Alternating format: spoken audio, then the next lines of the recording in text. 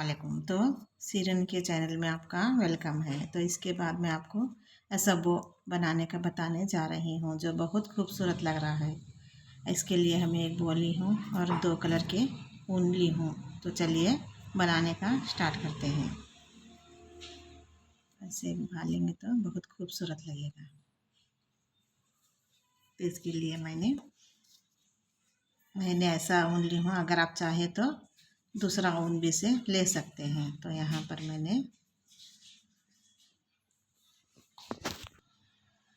यहाँ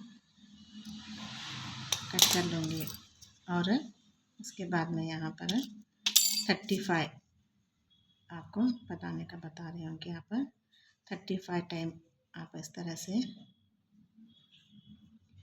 गिन कर 35 टाइम आप इसे ऐसे